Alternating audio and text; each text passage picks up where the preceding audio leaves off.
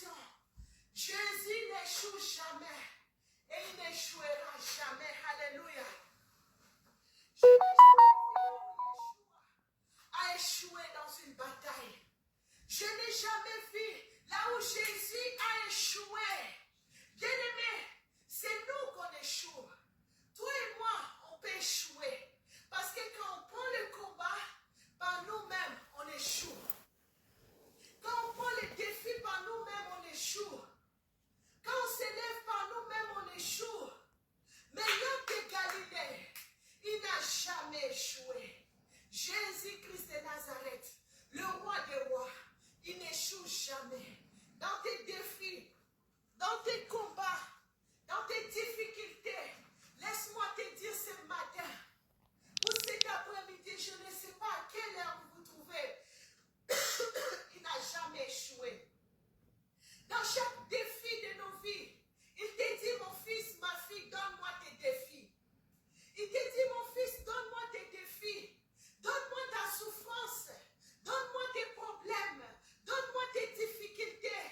C'est à toi de lâcher prise ton problème devant Dieu. Bien-aimé, souvent, on a nos problèmes. On dit, Seigneur, je te donne mon problème. Mais souvent, on s'accapare. On garde le problème pour nous. Et après, on dit, Jésus, je t'ai donné le problème. Non, la souffrance est encore là parce que tu le gardes pour toi. Tu le gardes. Et cette souffrance te fait une victime. Cette souffrance te fait une victime, mon frère, ma soeur. Cette souffrance te fait une victime. Et tu deviens une victime partout où tu passes. Ah, moi, on m'a blessé. À moi, on m'a fait du mal. À moi, on m'insulte. On me critique parce que cette souffrance fait de toi une victime ou un victime. Cet après-midi, lâche ton problème.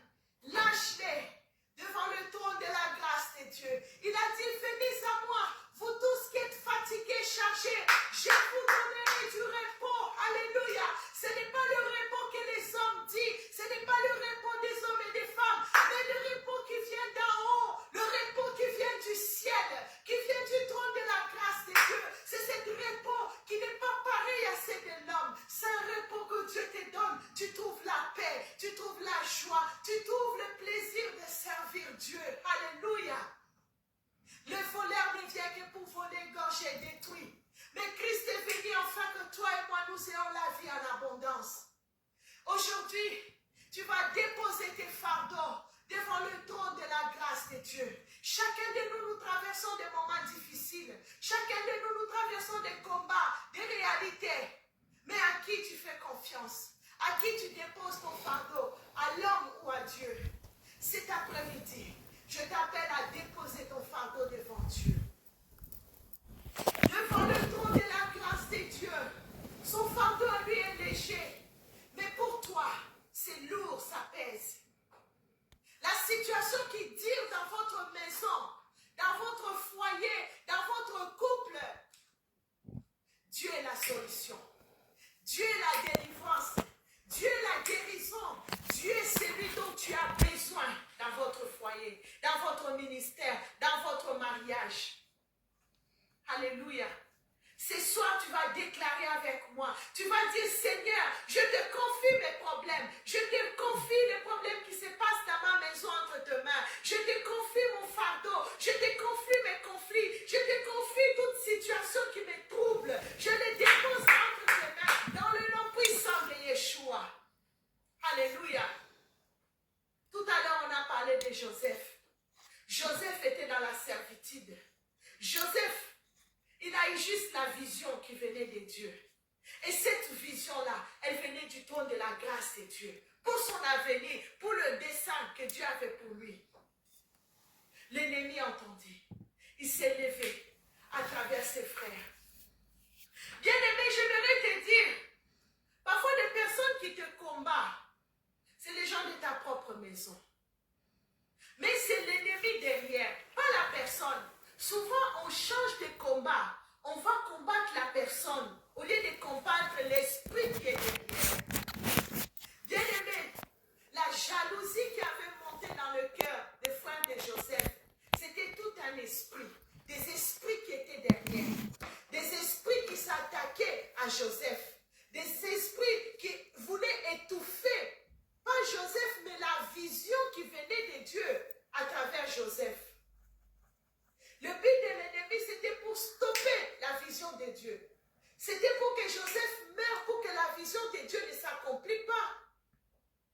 Et Joseph ne s'est pas battu physiquement. Le combat que tu as, nous n'avons pas à lutter contre la chair et le sang. C'est contre les réalités spirituelles, mon frère, ma soeur. Les combats qui te combattent là, ce n'est pas physique. Arrête de combattre l'homme que tu vois devant toi ou la femme. La personne qui t'a blessé. Ce n'est pas le physique, c'est le spirituel. Alléluia. C'est pourquoi Dieu nous demande de devenir des hommes et des femmes spirituels qui sont nés de nouveau et remplis du Saint-Esprit. Si nous restons charnels, nous allons amener tout le combat charnellement. Mais si tu comprends la réalité spirituelle par le Saint-Esprit, le combat, tu ne vas plus le combattre physiquement, mais tu vas le combattre dans la prière, selon les directives de Dieu, dans le jeûne, selon les recommandations que Dieu va te donner. Souvent, on combat charnellement et on échoue lamentablement. Et pourtant, tu as appelé un serviteur de Dieu, une servante de Dieu. Quelqu'un te fait du mal, ou tu boudes, tu te mets en colère, tu commences à se disputer, tu commences à se battre charnellement. Non, non. Apprends à chercher la vie de l'Esprit de Dieu. C'est dans le mouvement du Saint-Esprit, dans la relation avec le Saint-Esprit. Il va t'apprendre à combattre comme le Saint-Esprit te demande. Le Maître a besoin de toi. Mais il n'a pas besoin de toi que tu restes charnel. Il a besoin de toi pour que tu deviennes un homme spirituel qui porte Jésus-Christ en lui, qui porte Yeshua en lui, afin que la vie de Dieu se manifeste dans ta vie. Cette année s'était attaché. Il était attaché, bien-aimé. Et le Seigneur a envoyé ses 2 disciples. Allez, dites à la personne, si quelqu'un vous demande que le Maître a besoin de cette ânesse doit porter le Christ. Cette ânesse doit porter le royaume de Dieu en lui. La délivrance de Dieu était là. La restauration de Dieu était là. La mission de Dieu pour cette ânesse était là. Il devait porter le Fils de Dieu. Il n'a jamais échoué. Il devient la lumière. Alléluia. Alléluia. Et nous voyons que quelqu'un qui combat charnellement, il va rester toujours dans des blessures. Il va rester toujours dans les choses terre à terre. Il va rester toujours dans le mal qu'on a fait. Dieu est ta délivrance. Cherche le Seigneur en esprit et en vérité. Là, dans le lieu secret, tu rentres dans le cœur à cœur avec Dieu. Ferme toutes les portes de distraction. Là, dans le secret, le Seigneur va t'amener dans sa présence. Il va te tailler, modeler. Tu vas commencer à connaître le Seigneur dans l'intimité, dans le cœur à cœur avec lui. Et tu verras, ton combat ne sera plus charnel. Ton combat sera spirituel. Bien-aimé, Saul de Tarse, Paul est arrivé à l'île de Malte.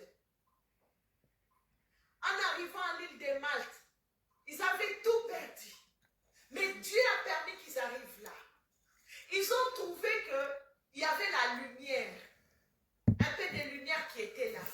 Et Paul de Tarse est allé chercher des broussaillettes, des morceaux de bois qui étaient là pour allumer le feu. La Bible dit que pendant que Paul a amené les broussaillettes qui étaient là, le serpent est sorti. Et le serpent est venu piquer Paul. Et les gens étaient là, disaient que ça y est, il va mourir. Cet homme va mourir. C'est fini pour lui, il va mourir. Il est maudit. On lui a donné toute forme d'identité. Imagine si Paul était charnel. Il allait dire peut-être, mais pour qui vous me prenez? Moi, je ne suis pas maudit. Je ne suis pas comme ça. Au nom de Jésus, je ne suis pas comme ça. Paul n'a pas répondu. Regardez le niveau spirituel de Paul. Le serpent est venu le piquer. Tout le monde entendait sa mort. Les gens le critiquaient. Les gens parlaient en mal contre lui. Paul n'a pas ouvert sa bouche. Paul n'a pas commencé à se battre. Voilà, vous dites que je suis... Vous ne me connaissez pas. Moi, je suis l'apôtre de Dieu, moi. Moi, je suis son apôtre. Comment vous pouvez parler comme ça? Non. Paul ne s'est pas battu charnellement. Paul a pris le serpent, il a secoué dans le feu. Alléluia. Il a secoué ce serpent dans le feu. Arrête de combattre des combats charnels, bien-aimé. Tu t'épuises pour rien et l'ennemi gagne le terrain sur toi. Deviens un homme et une femme spirituelle qui recherche cette intimité, la révélation de Dieu. C'est là, dans cette révélation, le Saint-Esprit va t'éclairer. Le Saint-Esprit va te montrer comment combattre le bon combat de la foi. Comment tu dois devenir un homme, une femme guerrière pour Dieu. Alléluia. Là, dans le lieu secret, Joseph ne s'est pas battu avec ses frères. Joseph n'a pas commencé à dire, vous allez m'entendre aujourd'hui, je vais me battre avec vous. Non. Joseph a laissé Dieu faire dans sa vie. Il était resté ferme, fidèle à Dieu.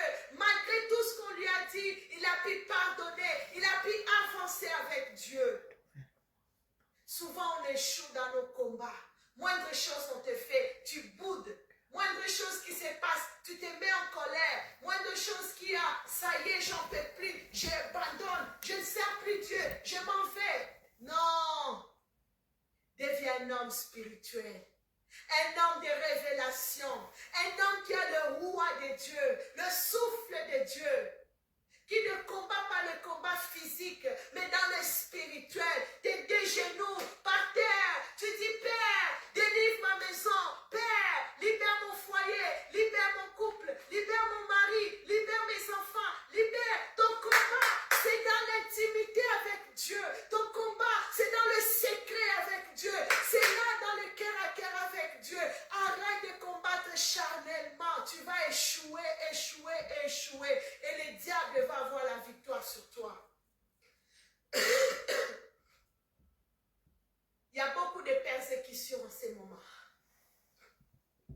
L'ennemi s'élève contre le vrai serviteur de Dieu. Contre tout ce qui est vrai. Mais comment tu gagnes tes combats? En te disputant avec les autres, dans la jalousie, dans des querelles, dans les choses terre à terre. Pour gagner le combat, tu dois naître de nouveau, être rempli du Saint-Esprit. Et tu dois être capable d'entendre la voix du bon berger, de passer par les brisements de Dieu. Et là, la maturité de Dieu va venir en toi. Alléluia. Nous voyons que dans Jean, chapitre 3, le verset 1 jusqu'au verset 21, il y avait un monsieur, un docteur de la loi, un pharisien. Parmi les pharisiens, son nom était Nicodème. La Bible dit que ce monsieur, il avait toute la connaissance en lui. Il était un pharisien, un chef des Juifs. Il avait la connaissance. Il avait la connaissance, mais pas la connaissance du ciel, mais la connaissance de la loi, du Torah, de la parole de Dieu, mais pas de la révélation. Cet homme, malgré qu'il était grand, aux yeux du monde, il était un chef. Aux yeux du monde, il avait des matériels, il avait la connaissance, il était respectueux. Mais cet homme, il est allé chercher Jésus pour lui poser une question. Parce qu'il était perdu. Il ne savait pas qui il était. Jean chapitre 3, le verset 3, on commence le verset 1. Or, il y avait parmi les pharisiens un homme du nom de Nicodème, un chef des Juifs.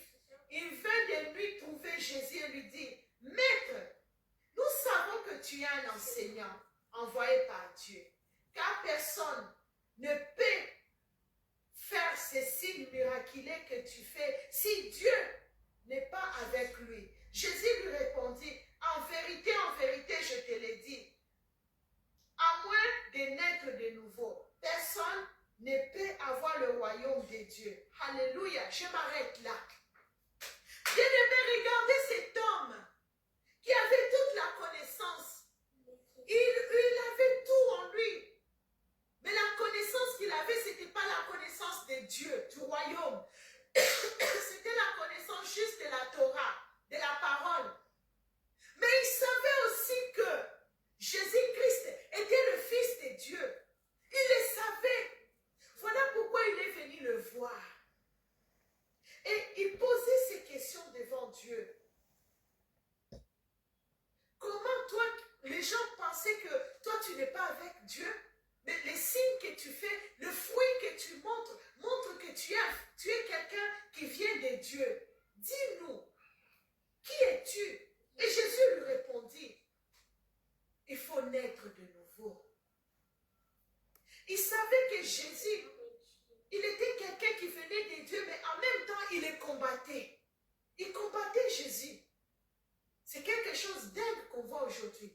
Et pourtant, le fruit que Jésus manifestait, ça manifestait le fruit du royaume. Il savait que le fruit que cet homme donnait, ça venait du ciel. Mais il ne croyait pas en Jésus. Et ils sont venus le tenter, dire, mais dis-nous qui tu es. Pourquoi tu fais tout ça? Et Jésus lui amène dans les choses de l'esprit. Il lui dit, mais pour comprendre ce que je suis, il faut d'abord naître de nouveau. Il faut naître de nouveau, être rempli du Saint-Esprit. Bien-aimés, cette situation se trouve aujourd'hui dans le temps actuel que nous vivons. Beaucoup de gens parmi nous, parmi vous, là où vous êtes, il y a des gens qui ont des connaissances. Il y a des gens qui sont appelés des ministères. Il y a des gens qui ont fait des grandes études. Mais ils ne sont pas nés de nouveau. Ils arrivent à distinguer les choses comme ils distinguaient la vie de Jésus. Mais ils ne sont pas nés de nouveau, bien-aimés. Ils ne sont pas nés de nouveau. La nouvelle naissance, c'est Dieu lui-même qui donne à ses enfants. Quand il y a une nouvelle naissance dans ta vie, tu peux comprendre maintenant les choses de l'esprit. Ces pharisiens, malgré tout ce qu'il avait, Nicodème, malgré toutes ses connaissances, la connaissance de la parole, malgré tout ce qu'il avait, mais il n'avait pas la révélation du Fils de Dieu qui était devant lui, parce qu'il n'était pas né de nouveau et rempli du Saint-Esprit. Dieu peut te mettre de bénédictions tout autour de toi. Mais le fait que tu es charnel, le fait que tu n'as pas la révélation de Dieu, tu passes toujours à côté de ce que Dieu te donne. La famille de Joseph, ils n'avaient pas la révélation de Joseph. Parce que s'ils avaient la révélation qui était Joseph, de la vision que Joseph avait donnée, ils allaient dire soutenir Joseph. Ils allaient dire l'aider à accomplir le but de Dieu. Mais le problème, ils n'avaient pas la révélation de Dieu. Ils ont combattu Joseph. Nous devons devenir des hommes et des femmes qui sont nés de nouveau et être remplis du Saint-Esprit. Alléluia. La nouvelle naissance, c'est la clé de ta marche dans l'intimité avec Dieu. Entendre la voix du bon berger.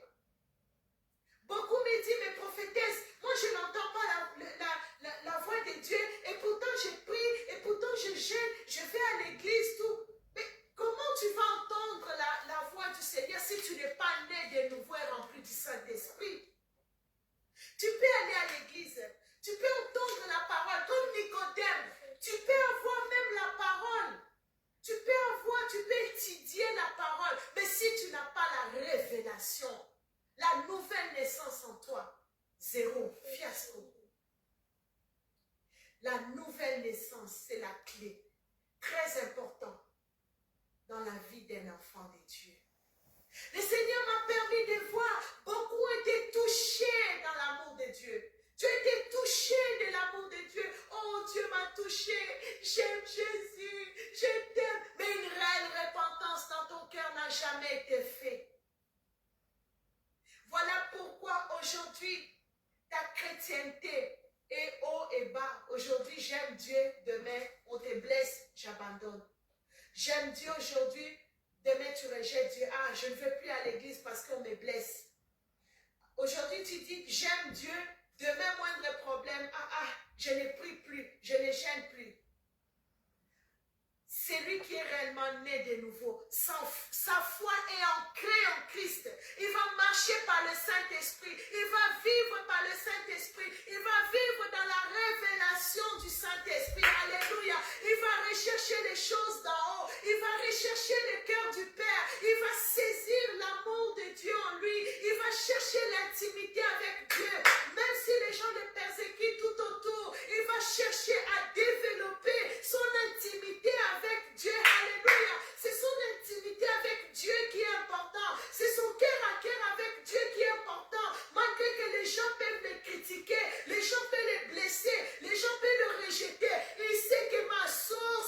c'est Yahweh. Il sait que ma source, c'est Jésus. Il sait que ma source, personne ne peut les voler. Parce que je suis né d'en haut. Parce que je suis né de l'Esprit. Parce que je recherche le cœur de mon Père. Parce que je veux plaire à Dieu.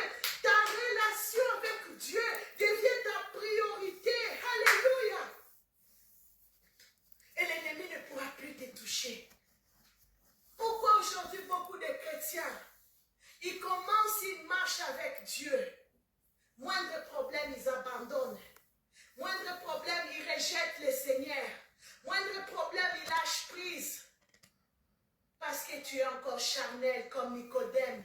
Malgré toutes les connaissances, malgré des années que tu as fait à l'église, tu n'es pas encore né de nouveau. Reviens vers le Père. Dis Seigneur, travaille mon cœur. Je vais naître de nouveau. Je veux naître de nouveau, être rempli du Saint-Esprit. Des années que tu as fait à l'église ne fait pas de toi un véritable enfant de Dieu. Des années que tu as fait dans l'école biblique, dans la théologie, ne fait pas de toi un fils ou fille de Dieu. Nicodème était un chef religieux. Nicodème avait la connaissance, mais Nicodème n'était pas né de nouveau. Nicodème n'était pas né de nouveau.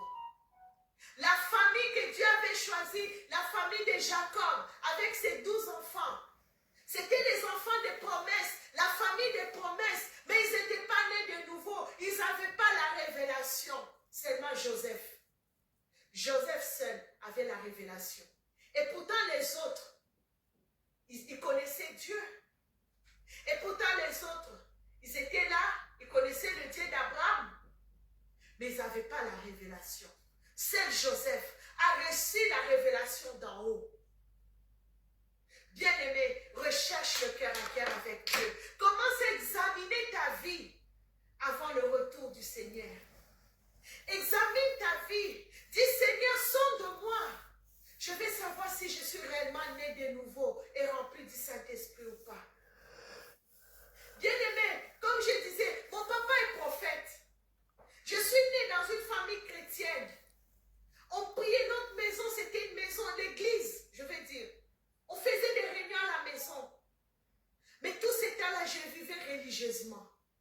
Parce que mes parents me prêchaient. Parce qu'on me prêchait la parole de Dieu. Mais les jours où j'ai rencontré réellement Jésus-Christ dans ma vie, toute mon existence a été bouleversée. Tous mes entrailles ont été bouleversées. Bien-aimé, aujourd'hui, ma relation avec Dieu, c'est ce qui est important. C'est la clé de mon existence. Ta relation avec Dieu, ton intimité avec Dieu. Dieu n'est pas un jeu. Aujourd'hui, tu dis, j'aime Jésus quand tout va bien. Oh Jésus, je t'adore quand tout va bien. Et quand tu es dans les défis, tiens, je ne vais plus aller à l'église. Je ne vais plus prier. Oh, tu vis comme tout le monde. Jésus n'est pas ton ami. Dieu n'est pas ton ami. Il n'est pas ton copain.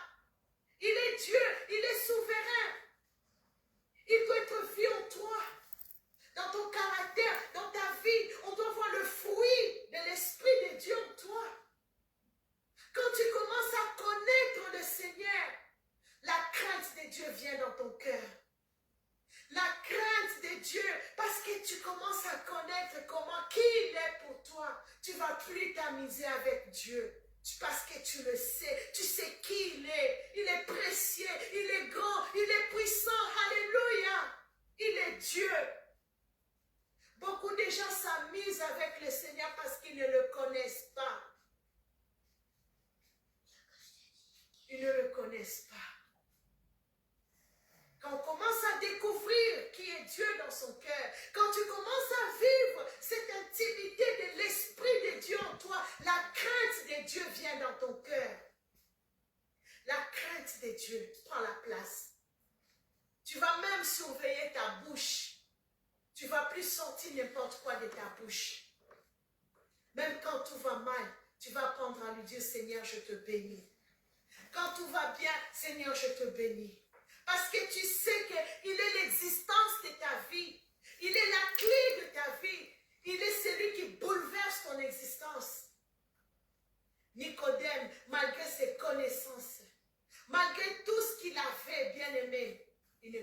connaissait pas la révélation de Dieu qui était devant lui.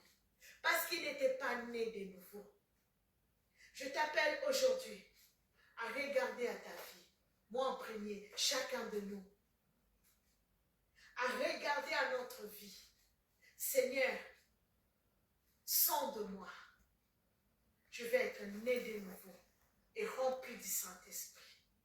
Parce que quand le Saint-Esprit devient la motivation de ta vie, il bouleverse ton existence. Il bouleverse tes entrailles, il bouleverse ton cœur. Tu ne vis que pour lui, tu l'aimes, tu le chéris. Peu importe toutes les voix qui peuvent être tout autour de toi, c'est la voix de Dieu qui va retentir dans ton cœur. C'est la voix de Dieu qui va bouleverser ton existence à l'intérieur de toi. Alléluia. Et tu vas chercher à le plaire. Tu vas chercher à dire, Seigneur, apprends-moi à t'aimer, à te chérir, à te saisir dans ma vie. Parce que tu as trouvé le trésor. Le trésor que personne ne peut te donner sur cette terre, à part lui. La nouvelle naissance. Quand tu es né de nouveau, ta vie ancienne mort, ça devient un cadavre. Et Christ est ressuscité en toi. L'engagement sérieux dans ta vie commence. Tu commences à t'engager pour lui. À se battre avec l'homme fort qui est encore en toi, qui est la chair. Et tu commences à dire à Dieu, conquéris ma chair. Conquéris mon existence. Conquéris ma vie. Et le Saint-Esprit commence à t'enseigner. Commence à te transformer, commence à te bouleverser, commence à te libérer. Plus tu t'approches du Seigneur, plus il s'approche de toi. La vie de la sainteté, de la sanctification devient ta vie. Alléluia. Et tu recherches les choses d'en haut. L'amour de Dieu grandit dans ton cœur. Cet après-midi, dis au Saint-Esprit de sonder ton cœur. Dis à Jésus de rentrer dans ton cœur, de faire sa demeure en toi. Voilà cette pensée qui était dans mon cœur. Quittons la nature de Nicodème. Devenons les hommes et les femmes qui sont nés de nouveau et remplis du Saint-Esprit. Et il dit, les vents ils soufflent et il va t'amener là où Dieu te veut. Le mouvement de l'Esprit de Dieu va t'amener dans le cœur à cœur avec Dieu. Ce qui était bon pour toi n'aura plus la place. Ce que Dieu veut pour toi, c'est ce qui aura plus de place en toi. Bien-aimé, laisse le Seigneur t'amener là, dans le secret, dans cette nouvelle naissance avec lui. Et la résurrection de Christ en toi, afin que tu portes le fruit digne du royaume de Dieu. Que le Seigneur vous bénisse là où vous êtes. Que le Seigneur vous remplisse encore. Je vais laisser la place au prophète Élie qui va prier et qui va recommander.